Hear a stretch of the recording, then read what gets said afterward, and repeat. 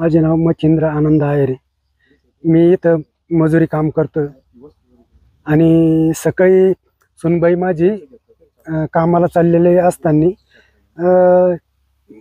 जे नातू आहे माझावाला तो पाठीमागं चाललेला होता आणि पाठीमागं चाल असताना अचानकच बिबट्याने त्याला पकडलं आणि पकडल्यानंतर माझ्या नावाने त्याने बाबा असा आवाज करून मला लगेच त्याने आवाज दिल्यानंतर मी तबदिशी घरातून बाहेर पडलो आणि येऊन पाहत होतो इथं रस्त्यावर तो दिसेना मला, म्हणून मला असं वाटलं का बाबा एखाद्या कुत्र्या वगैरेने काही धरलं का त्याला काहीतरी झालं बाबा, ह्या अंदाज करून मी लगेच उसाच्या त्याने मला पुन्हा एकदा आवाज दिला आणि बाबा म्हणून मग मला आवाज आल्यानंतर मी उसात लगेच पळत सुटलो।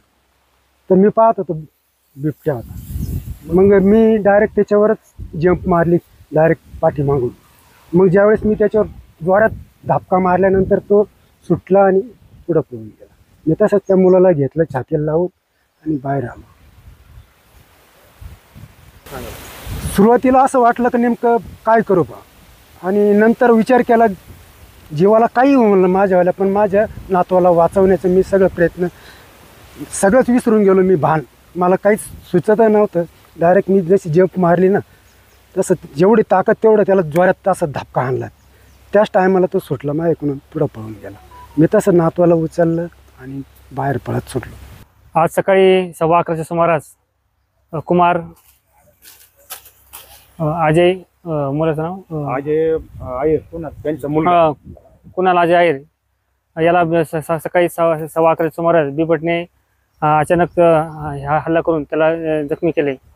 मुलाचे आजोबा मच्छिंद्र आहेर यांनी धाडस दाखवून मुलाला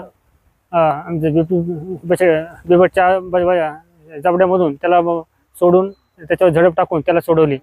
खरं तर ही त्याची खूप धाडसाचे काम त्यांनी आज या ठिकाणी केलेले। वन विभागाच्या माध्यमातून आज या ठिकाणी आम्ही पिंजरा व आवश्यक उपाययोजना या ठिकाणी करण्यात आलेल्या आहेत व वन विभागाचे सर्व स्टाफ व कर्मचारी यांची या ठिकाणी गस्त या ठिकाणी करणार आहे। सर, सध्या आपण पाहिलं तर यसगाव आणि पंचक्रोशीमध्ये बिबट्यांचा वावर खूप मोठ्या प्रमाणात वाढलेला आहे। नागरिकांमध्ये भीतीचं वातावरण आहे। वन विभाग काय दक्षता काय काळजी घेत आहे? वन विभागामार्फत नागरिकांना आवश्यक बिबटपासून वाचवायच्या आवश्यक उपाययोजना लोकांमध्ये जनजागृती करणं असेल किंवा इतर आवश्यक उपाययोजना वन विभागामार्फत केल्या जात आहे। आपल्या कार्यालयाकडे सर किती पिंजरे उपलब्ध आहे आणि अजून आवश्यकता आहे का त्याची गरजेनुसार? वन विभागाकडे सध्या 30 पिंजरे सध्या उपलब्ध आहेत व अजून 25 पिंजऱ्याची अशी आवश्यकता आहे।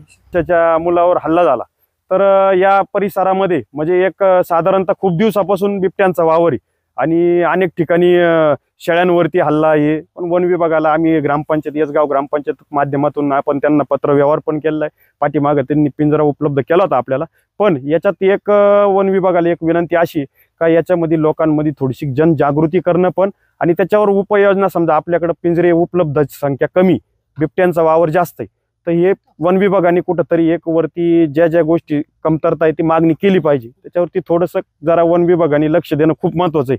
आज ही घटना थोडक्यात टळली, पण याच्यात उद्या अजून जर दुर्घटना काही झालं तर याला पुरेपूर वन विभाग जबाबदार राहील। याच्यावर तात्काळ खूप उपाययोजना करणं गरजेचं आहे।